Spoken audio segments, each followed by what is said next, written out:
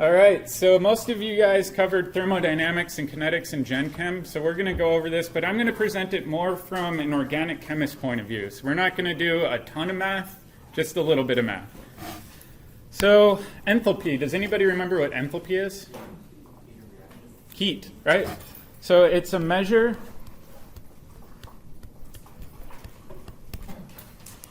of the amount of heat released or absorbed by a reaction. And it's important to note that this is under constant pressure. If you change the pressure, you will change the amount of heat. So we're assuming this is all under constant pressure. What happens if delta H is positive? Does that mean we're releasing heat or absorbing it? Endothermic. It's endothermic, which means it's absorbing or releasing? Absorbing. So if it's positive, that means it's endothermic.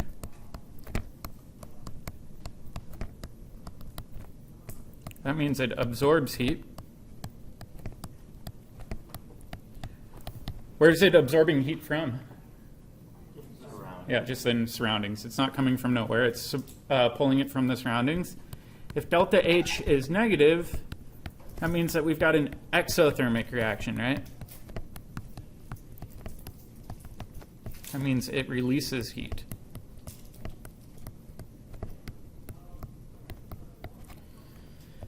And the nice thing with delta H is we can use tables to calculate it, or at least estimate it.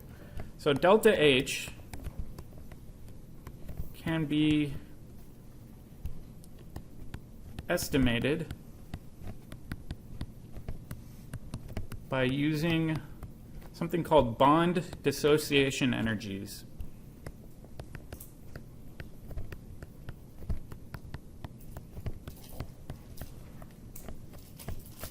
Typically, you can find these bond dissociation energies in a table. You've got a nice table in your textbook. It's table 6.1. Essentially, all a bond dissociation energy is it's the amount of energy required to rip a bond apart, right? So if we look at the first one, we've got a HH bond. The amount of energy required to rip that apart is 435 kilojoules per mole, or 104 kcals per mole. So why is this positive? Yeah, you have to put in some sort of energy to rip apart a bond. So anytime it's positive, you're putting in energy. If it's negative, you're releasing energy. All right, so in order to do this, I use a really simple strategy.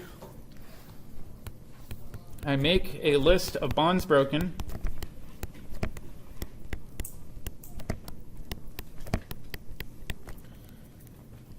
and bonds made. All right, let's do an example problem. And I want to calculate the enthalpy for this reaction. This is a reaction that we'll actually cover next term. It's called radical halogenation. And radical halogenation, at least in this case, involves UV light. So I do that symbol. And you can halogenate carbons using this method. The byproduct is going to be hydrobromic acid. Okay, so let's first make a list of bonds broken.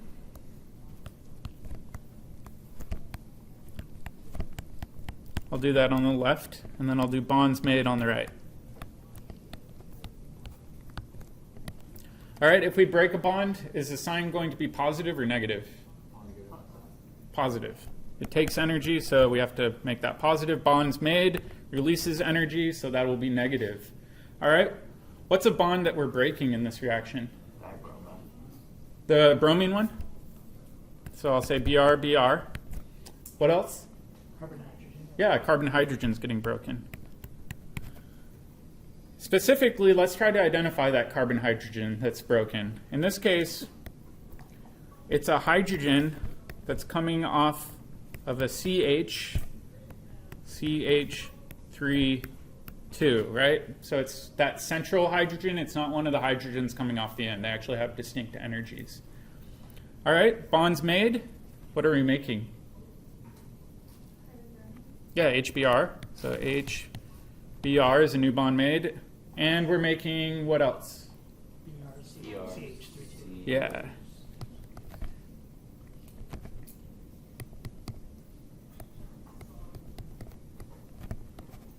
Okay, so let's go back to our table and see if we can find these values. So we'll first do Br. And if I look at the table, I see halogen bonds over here. All right, we've got a choice. We can use kcals per mole or kilojoules per mole. I'm kind of biased. I like kcals per mole. Chemists tend to like kcals more than kilojoules. Don't ask me why. So let's go ahead and plug in 46 down there. So this would be positive 46, and this would be kcals per mole. All right, now we've got to find that internal hydrogen-carbon bond. So let's go back up. Same thing. If I look at it, there's a perfect match actually right here. So this one would be 95 kcals per mole. I'll do 95 kcals per mole. All right, now let's go to the bond made side. We need to find HBr. All right, HBr is, where is it? On the left-hand side. Left-hand side, there we go. HBr is right here, that's 88. Should it be positive or negative? Negative 88 kcals per mole. All right, and now we've got to find that bromine to the internal carbon. So let's go up and find that. All right, bromine to our internal carbon. Where is it? Right here. There we go. So that's 68 kcals per mole. So I'll do negative 68. Oh.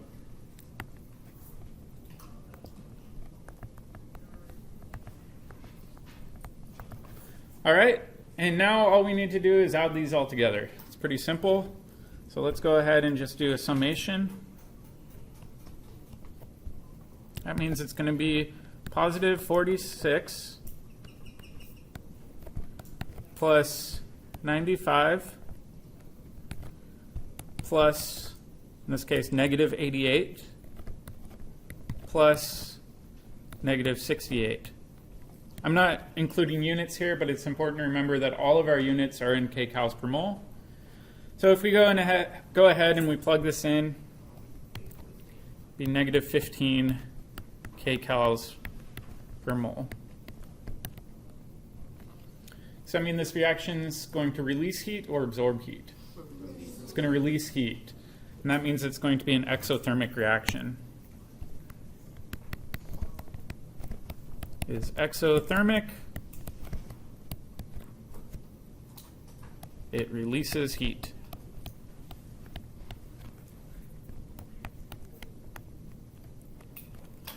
All right, the next thing we have to consider is whether or not the reaction is spontaneous. Do you think we can determine that based on enthalpy alone? No. No? Why not? You know entropy. Yeah, we need to know the entropy, right? How many of you guys remember that entropy concept from Gen Chem? Yeah, entropy is a little bit different, but let's make a note of this. And that is that delta H on its own is not a good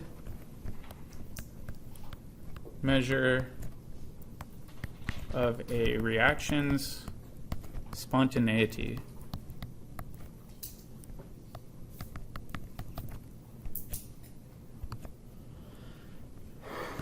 We need to know the entropy. Or just Gibbs. Yep, we're going to get to that too.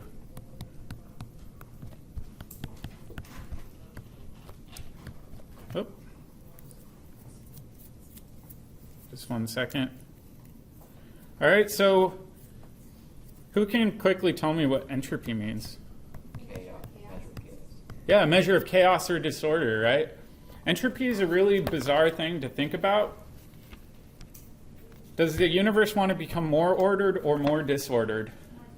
More disordered. So if you take a physics course, you'll actually learn about the expanding model of the universe, right? Our universe is accelerating outwards. Things are constantly in the process of becoming more disordered through this process.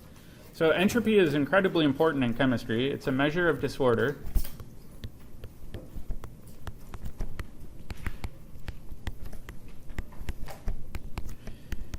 Does anybody play Cards Against Humanity? People. So we ran across this card. This is a complete side thing, but this card said the inevitable heat death of the universe, and I started cracking up. Does anybody know what that is? Not lukewarm. Do you know? So if entropy continues forever, all the heat will become uniform throughout the universe and nothing will ever happen again. Yeah, exactly. So there's this idea that if our universe is constantly expanding and accelerating outwards, that means things are slowly getting colder, right? Once we get cold enough to the point where we're approaching absolute zero, things will stop happening. They call that the heat death of our universe. It's a pretty funny Cards Against Humanity one. Now you can like laugh about it with your friends. You're saying And dead or death? death. So our universe will eventually die, or at least that's what's theorized. A lot of people are pretty uncertain about that, though. Oftentimes when you get to the extremes, whether that's the extreme beginning of our universe or the extreme ending of our universe, physics just breaks down. So we don't really have a good model for I want to know explaining what it's expanding upon. Yeah, that's another good question. Gets into philosophy. So delta S of our system, if it's positive, this means that we have more disorder. If delta S of our system is negative, that means that we have more order. We know overall our universe is becoming more disordered, but we do have pockets where things are becoming more ordered, right? If you think about an organism, right? Creating a new living being, you're creating something that's highly ordered. So you do have these little pockets of increasing order, but overall our universe is becoming more disordered. So let's come up with a good way of predicting disorder.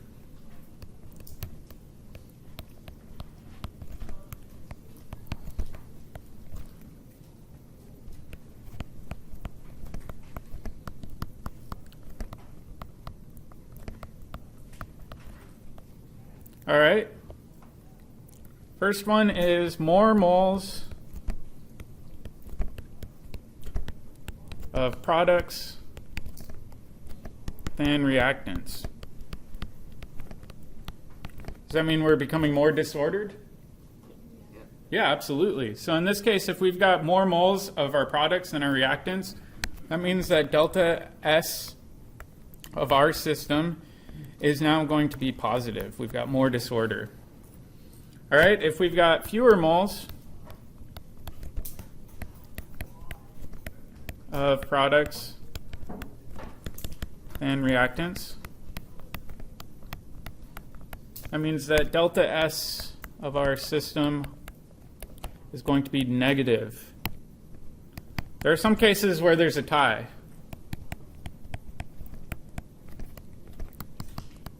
So I'm going to come up with some sub-rules. And this has to do with molecular freedom. So if there's an increase in freedom of motion,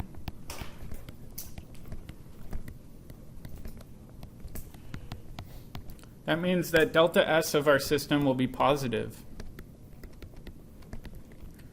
What does it mean when I say increase of freedom?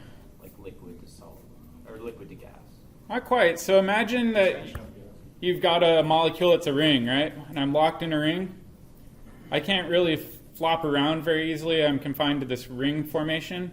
But if I break open that ring, all of a sudden I become really floppy and I have more freedom of motion, right? I haven't changed the number of moles. I've just become more floppy on my own. So that's an example of increase of freedom of motion. If we have a decrease of freedom of motion,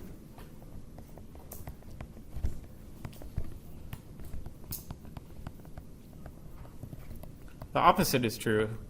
And this usually occurs when you're forming a ring system.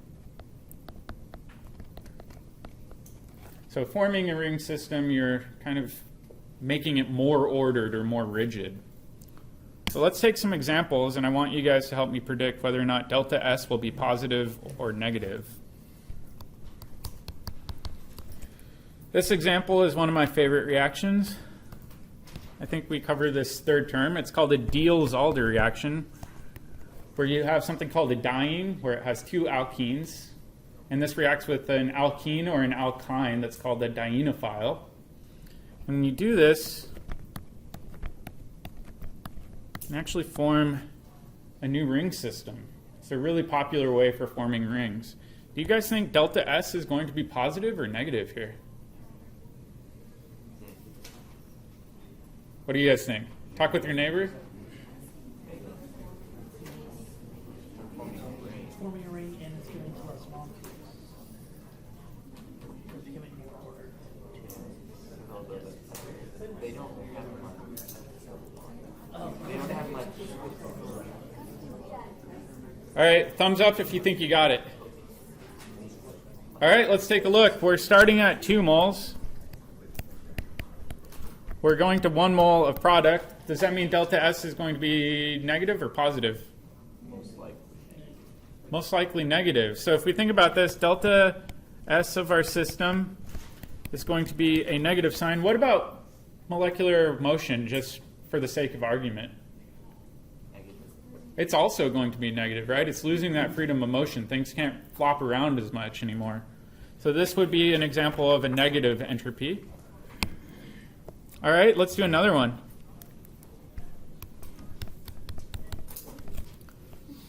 All right, for this one, we've got a cyclic ring system. And I'm going to put 2 methyl groups on here. And in this reaction, this covalent bond's going to dump electrons onto this oxygen. So this oxygen originally just had 1 lone pair, but now it will have 2. So let's try to predict what this will look like. And I like to number these to keep track of things. I've got 1, 2, 3, 4, 5, and the oxygen's going to be position 6. So 1, 2, 3, 4, 5, and the oxygen we said would be number 6. This oxygen has a methyl group coming off of it. What am I missing? That other methyl. Yeah, we've got another methyl coming off of carbon 2, so I'll plug that in. All right, do you think this will be an increase in entropy or a decrease in entropy? Increase, right? If we think about this, we could say, well, it's 1 mole going to 1 mole. However, this one's more floppy. It's a scientific term. It means it's got an increase in molecular freedom. That means that delta S of our system is going to be positive. There's a really, really important thing, though, that's closely related to entropy, though. Does anybody remember the other constant that we plug in? Or not constant, but variable? Temperature, right? If we increase temperature, are we going to increase disorder or decrease it? Increase it. We're going to increase the molecules moving around. We're going to increase the chance of them spreading out from one another. So in this case, entropy is closely related to temperature.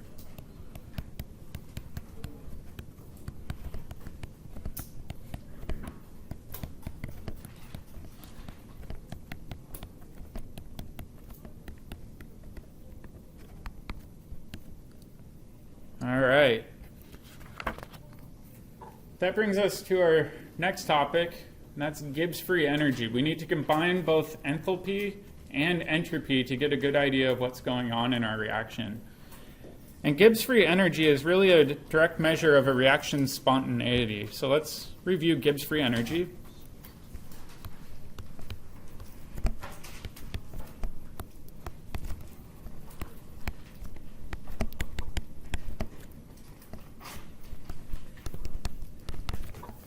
Am I spelling spontaneity right?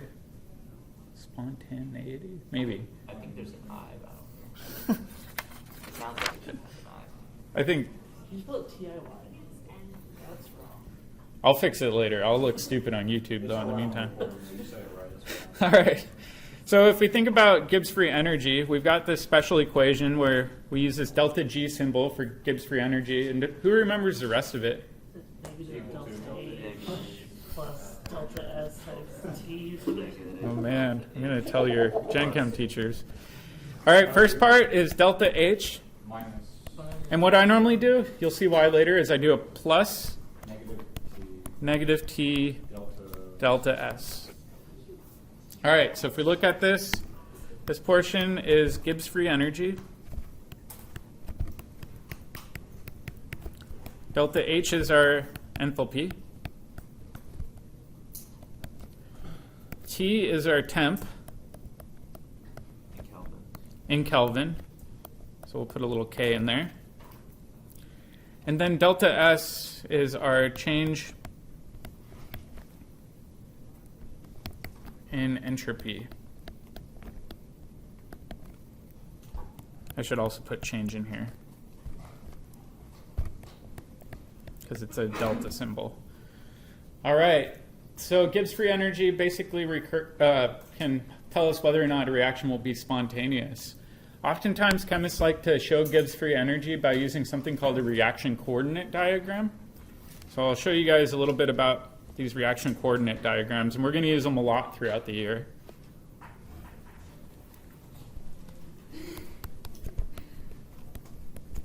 Did you guys use reaction coordinate diagrams in Gen Chem? No? You guys might have seen them in some of your bio classes or Gen Chem classes, but let's go over them again. On one axis, I've got G, which is our Gibbs free energy. And on the other axis, I've got reaction progress. Okay, so let's say I've got my starting materials that are at a certain energy level. And then I'm going to a product that is lower in energy. There's usually some sort of energetic barrier that you have to overcome. So you have to overcome this little hill. Let me clean this up a little. And this hump you have to overcome is called your activation energy, which is usually EA.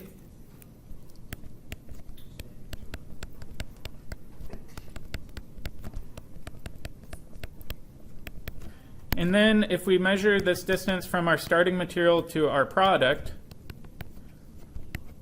this is our delta G, which is our change in Gibbs free energy. Do you think that this reaction is going to be spontaneous?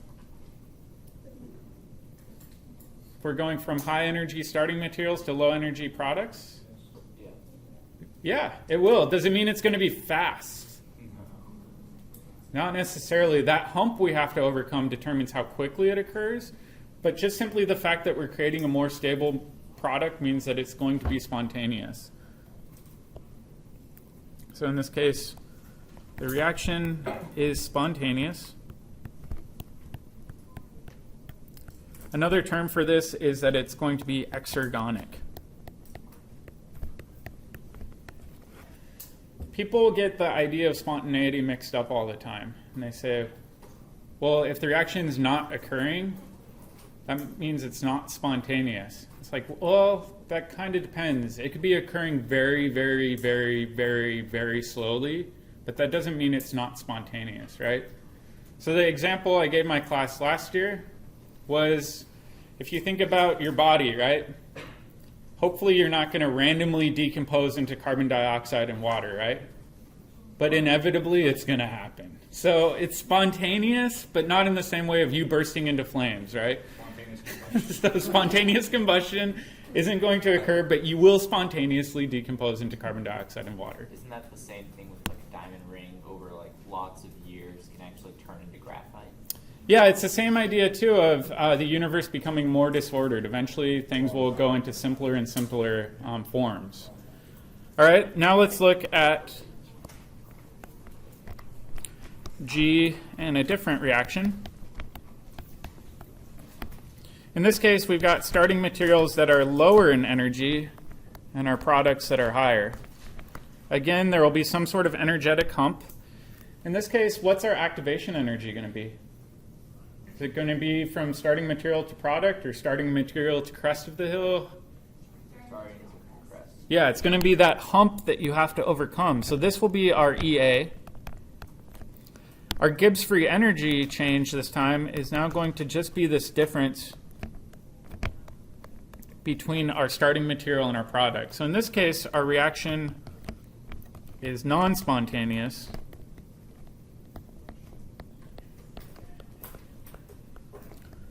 That means it's endergonic. If you increase the temperature, couldn't that become spontaneous? Or does this account for temperature? So remember, Gibbs free energy has temperature factored in already. So this chart would change as temperature is applied. So these platforms that your starting material and products are sitting on, if you change the temperature, those platforms might shift up or down. And we'll talk about that next. All right, so let's take a look at some odd examples with Gibbs free energy.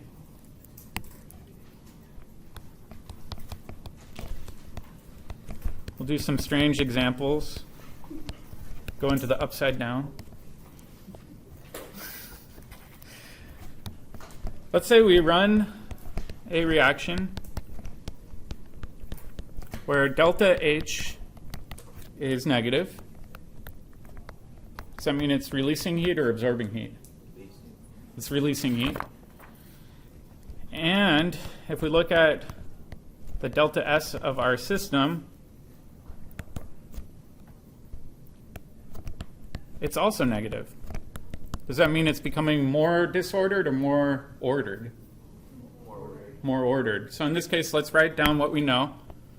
So in this case, it's releasing heat.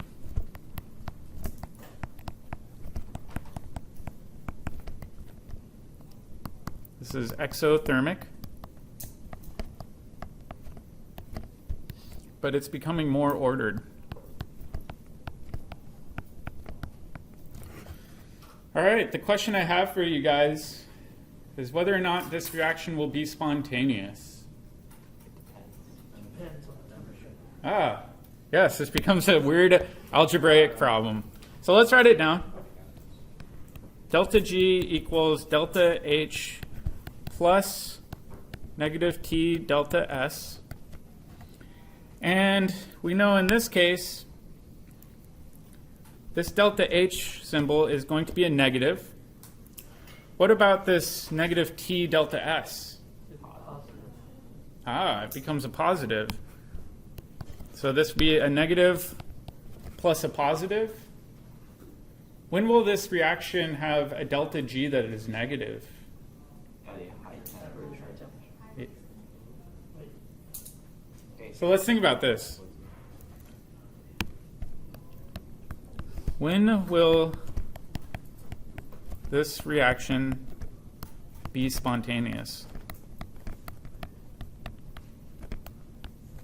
That means that we've got a delta G that is less than 0. Right? So a spontaneous reaction means that the reaction's going downhill. What do you guys think? A really low temperature. Well, some arbitrarily low temperature. Yeah, exactly. So if temp is low enough, then delta H dominates, and delta G becomes negative.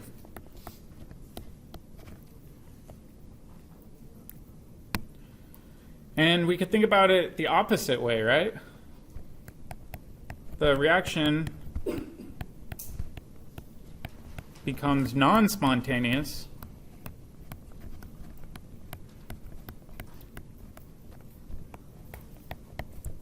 when the temp is high.